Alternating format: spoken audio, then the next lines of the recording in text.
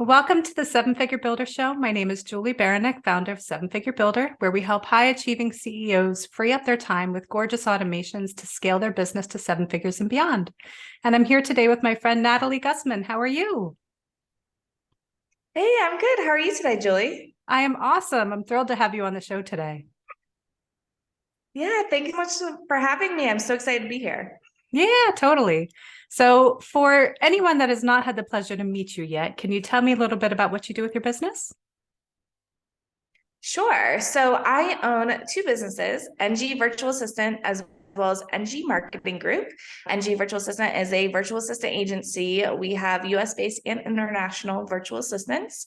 And NG Marketing Group is we specialize in website design, course creation, building summits, basically all the back end of your business to make it look beautiful and functional. Awesome. And I hear you are like a firecracker. You went from like 0 to 60 right away. Can you tell us a little bit about how you got started?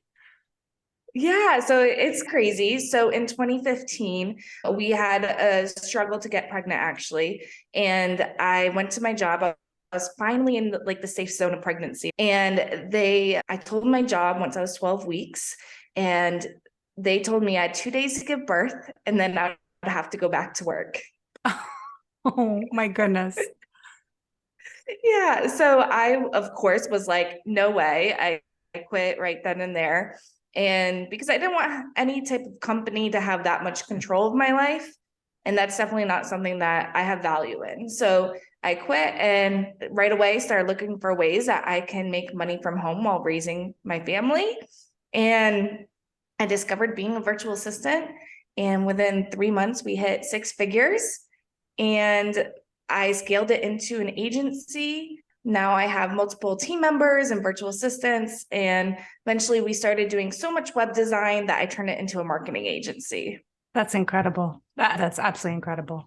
And it's amazing Thank how you. you're welcome, how those situations where we think might be devastating or a boss tells you that and it's, oh my God, are you kidding me? And it has launched you into such success to be out on your own and just was the catalyst, that driver that you needed to really push yourself. So that's an incredible story.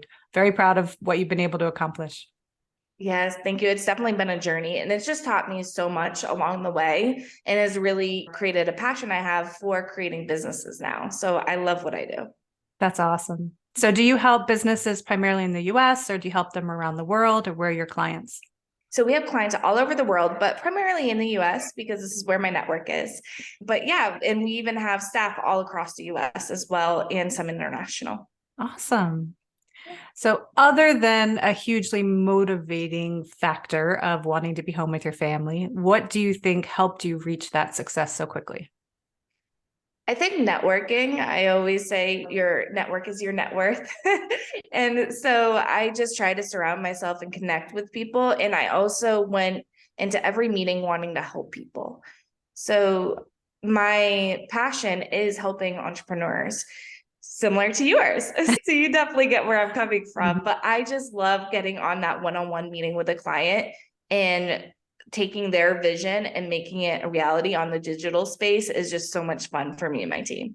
Absolutely. And I think that's all the difference. If you approach somebody with a means of or a motivation of sales, that's one thing. Where if you approach them with a motivation of helping and truly genuine wanting to help, it comes across and it's a totally different thing.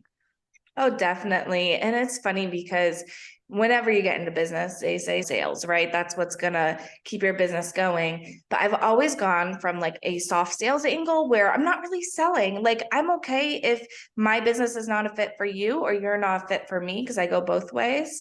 But I want to help you. And so if my services help you and they're in your price range, awesome. And then we're definitely there to get the ball rolling.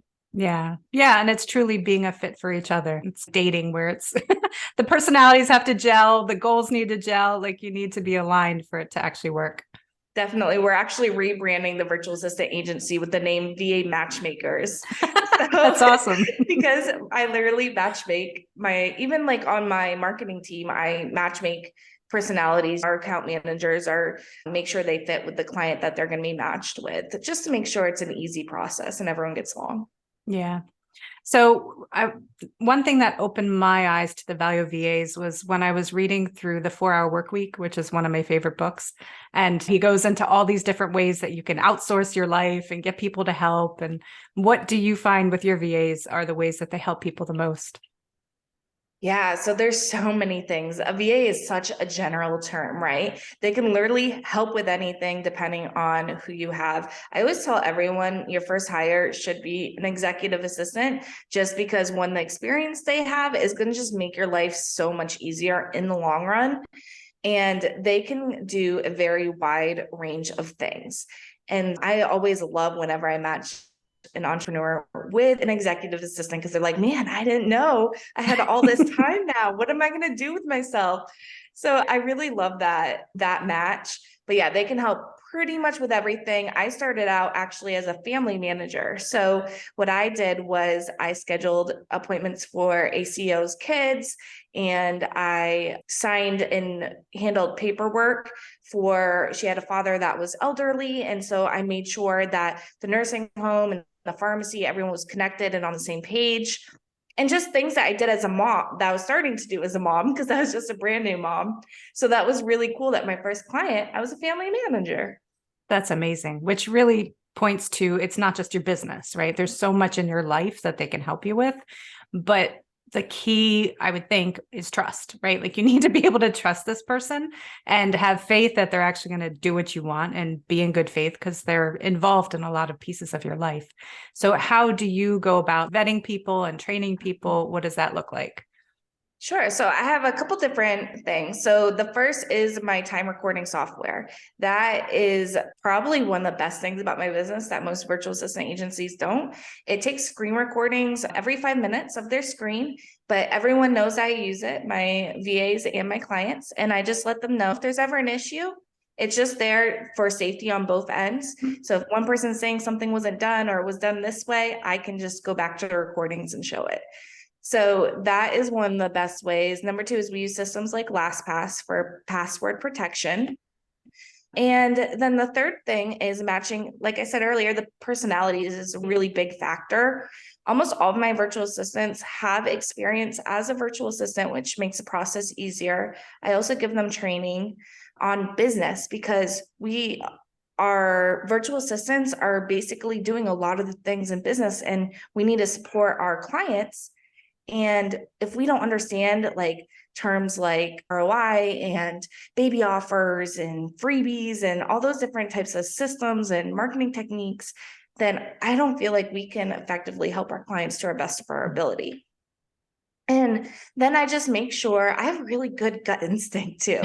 So I do use my gut instinct when I hire people. I've been doing this since 2015. So it's nothing new for me. So I really know when the right fit for a virtual assistant is there and when it's not. Yeah. Yeah. And your gut will tell you a lot. It's important to listen to that. Yes. So along with the couple tools you mentioned, do you use automation in your business, or how has that helped free up your time? We save 28 hours a week in automations. That's amazing. And how do you do that? Yeah, we have a lot of different aspects of our business, right? So I also have podcasts myself. I got the virtual assistant agency, I have the marketing agency. So I start all my automations basically on the freebie, baby offer, high ticket kind of sales funnel. Mhm. So as soon as someone schedules a discovery call with us, they get automated emails and text reminders of that appointment. And then they also get put into a lead funnel. So where they get different emails and email marketing techniques that we have to guide them along that process.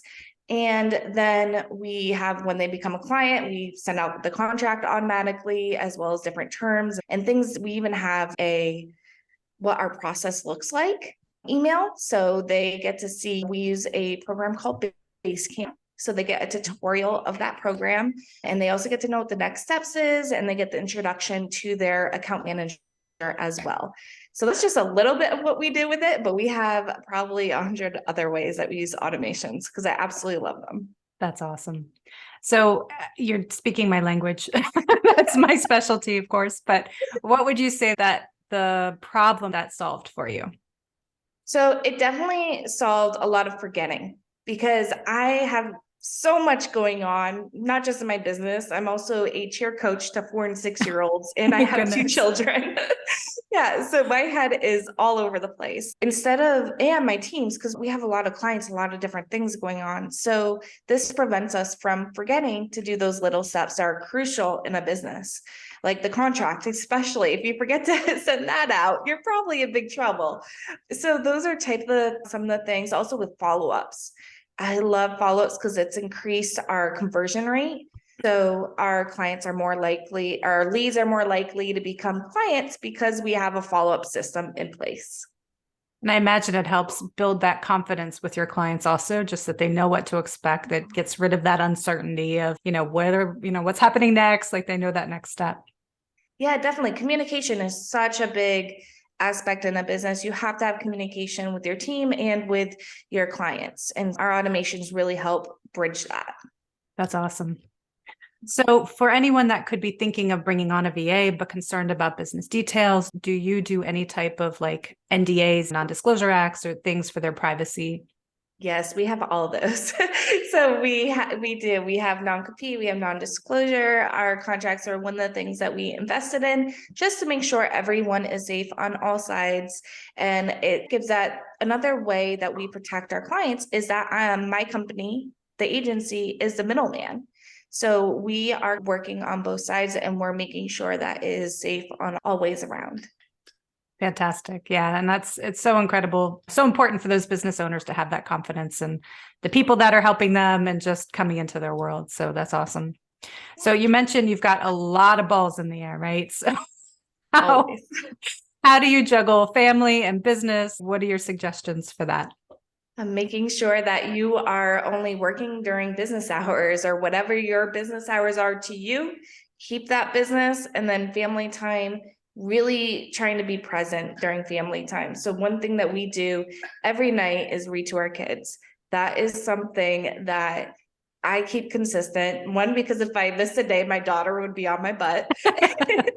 And then number 2 is just because it's really that bonding time, that special time for my family. So I know sometimes I do work, sometimes I break my rules and I'll just say, hey kids, it's a really busy week. I just need to take 1 or 2 calls and then I'm going to be done and I'll be present on you. So also like that communication, letting your kids know when it's spilling over and you don't want it to is really important. They need to know what's going on. And I think that really helps my children as well. And they love it. They love that their mom is a business owner. I think my daughter thinks it's the coolest thing and wants to have her own little business one day. So That's awesome.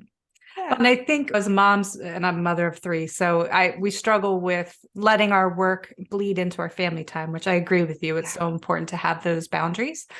But I think it's also important for the kids to learn that they can't always have your attention, right? To have the boundaries for them. Like they need to know, okay, I can have your attention now and be able to really be present for them, which is hugely important too.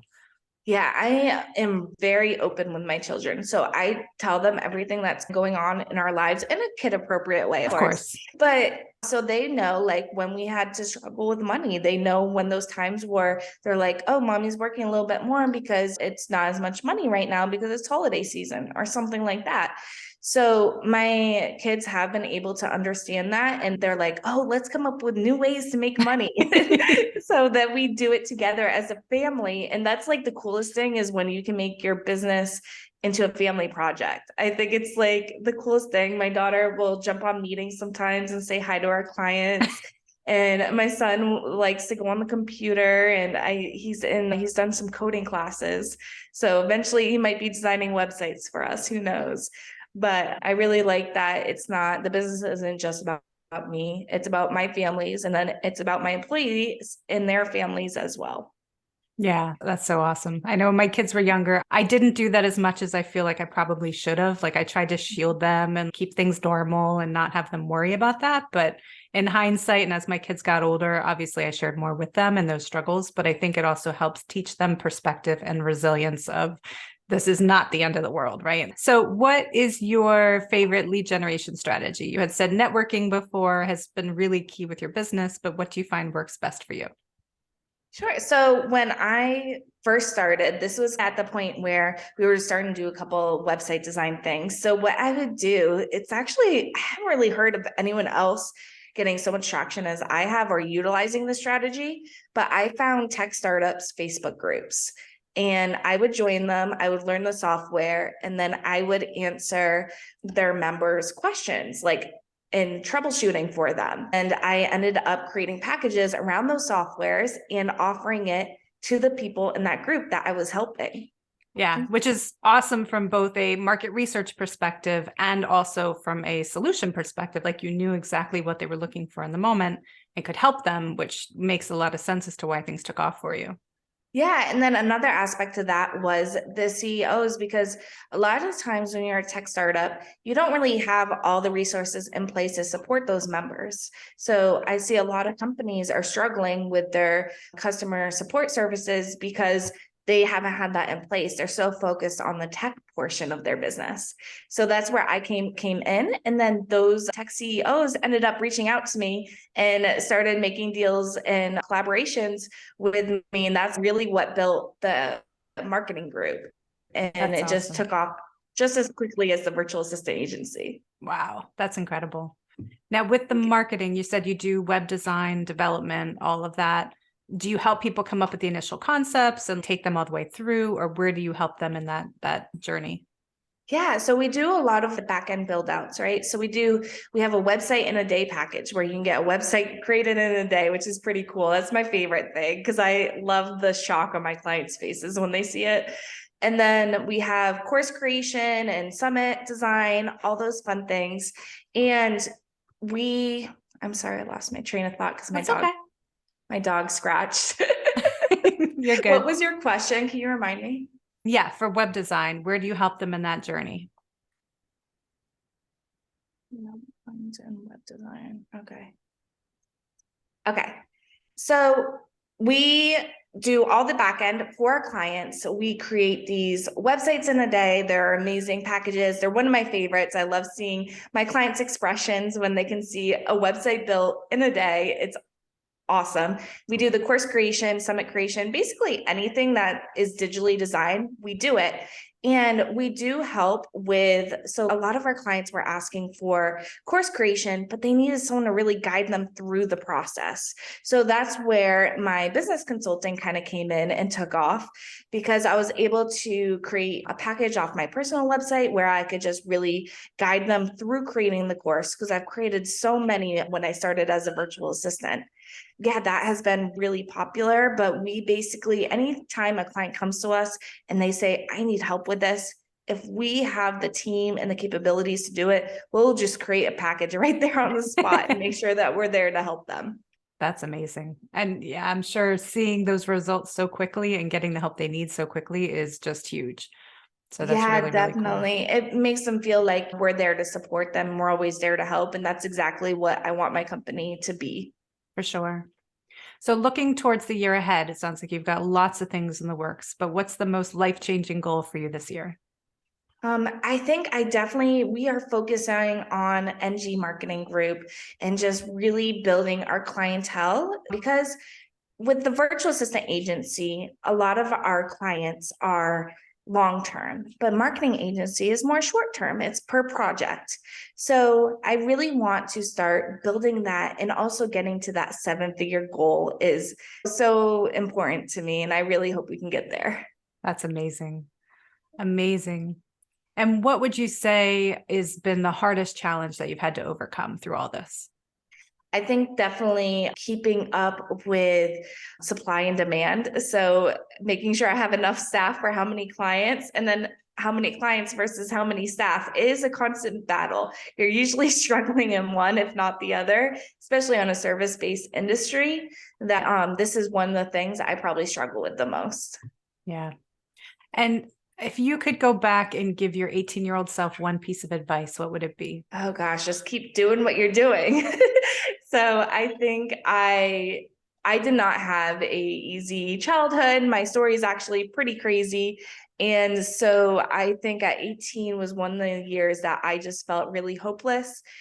But I was on the right journey to get to where I am today. So I think I'm very thankful for every age that I went through struggles because it brought me to where I am today. And it's pretty fantastic. For sure. Yeah. And I really believe those struggles really shape who we are and our personality and our resilience, and being able to take on those struggles and make you the person that can handle all of this and be able to juggle so much. So I think that's amazing. Yeah, definitely. I'm definitely appreciative for it. Yeah. Now, looking over your business, your family, everything you've got going on, how would you define success? Oh, man, that is a hard one. Ooh, I would say success is being happy and content with where you are. So I was happy and content on different, I'm really successful. I would consider myself pretty successful right now. And I might be super more successful in the future. And so I believe, hold on, let me start over. That's fine. I have a stutter. So when I say Oh, too you're many good. S words, You're good. No worries. gracias. All right. Okay. How would I define success? I know it's a tough question. That's why I save it for the end. Well, But honestly, really cool to hear how people define it, because so often it's not a financial goal, right? There's so much more that plays into it. exactly. So yeah, definitely for me, being content is what defines success for me. Being content in exactly where I am today and being happy with everything I have going on, even during the chaos, right? Because life is always going to be chaotic, but if you have the things that make you feel supported and content, I feel like that's what success is to me. Like right now I have my family, I have my dog, which I don't know if you can hear in the background, but she's going crazy. And I have an amazing husband, and I have this business. And then I also have my employees that have become like the second family to me. And I feel like even though I've been doing this for so long, I'm really only in the beginning of my journey. And I am really excited to see where my journey takes me from here. Absolutely. Yeah. And that's so true that we're on a continual journey, right? Like that definition of success tends to change and shift over the years as far as where we're headed. And that financial goal will oftentimes continue to move as you're heading that direction, which is awesome.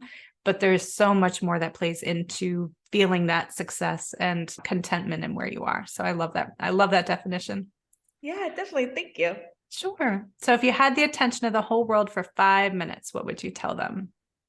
Oh gosh. Yeah, I thought the last question was hard. So I would say if I had the attention of the whole world for 5 minutes, I would tell them to appreciate every step of the journey that you're on.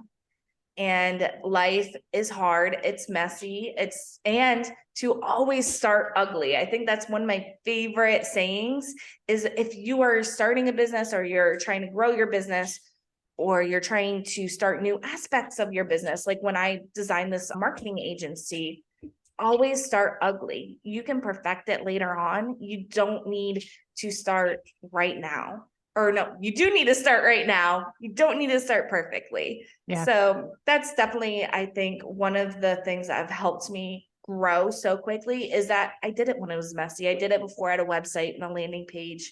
I did before I had social media, and I don't even everyone says to focus on social media, and I actually don't. I focus on relationships. So I think those are definitely the aspects that are really important to grow in life. 1,000%. Yeah. If we wait until things are perfect to start, we're never going to start. That's just the reality of it. And then you're going to have so much anxiety, and the anxiety is just going to tear you down. For sure. For sure. So how can listeners best support you in your work? Yeah, definitely. So we have so many things going on in my businesses. So the best way to find everything is at my personal website, itsnatalieguzman.com.